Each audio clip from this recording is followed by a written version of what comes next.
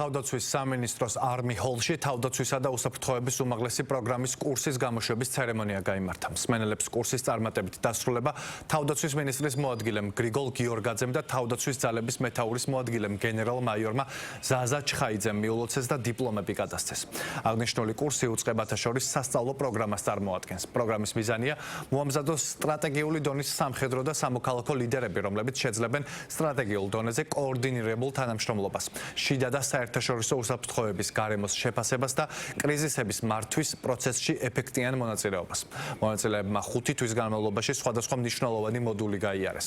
მათ როგორც საქართველოს, ისე ქვეყნის ფარგლებს გარეთ გამოშვების ღონისძიებას დაესწრნენ და სერტიფიკატები მიიღეს თბილისის სახელმწიფო უნივერსიტეტის სამაგისტრო პროგრამის სტუდენტებმა, რომლებმაც თავდაცვისა და უსაფრთხოების უმაღლესი პროგრამის მოდულები წარმატებით გაიარეს. ეროვნული თავდაცვის და უსაფრთხოების უმაღლესი პროგრამა ნატოს მიერ აკრედიტებული თავდაცვის ინსტიტუციური მშენებლობის სკოლის ბაზაზე ჩამოყალიბებული თავდაცვისა და უსაფრთხოების სასწავლო ანალიტიკური ცენტრის ფარგლებში შეიქმნა.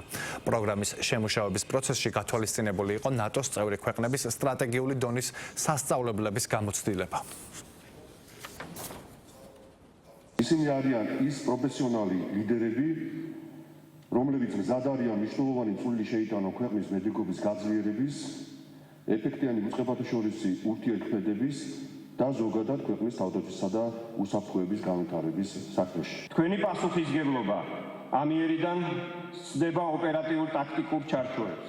თქვენ უნდა შეძლოთ ეროვნული ძალის სტრუქტურების ინტეგრირება, ერთობლივი ოპერაციების დაგეგმა, მრავალგანზომილებიანი გარემოს შეფასება და ეროვნული უსაფრთხოების ინტერესებთან სამხედრო ძალის სინქრონიზაცია. მსმენელებისა და მაგისტრანტების სახელით მადლობა გადავუხადო თავდაცვის სამინისტროს თავდაცვის ძალებს და თავდაცვის ინსტიტუციური აღშენილობის სკოლის თითოეულ თანამშრომელს, რომლებიც აღნიშნული პროგრამის ჩამოყალიბებასა და განვითარებაში მონაწილეობდნენ.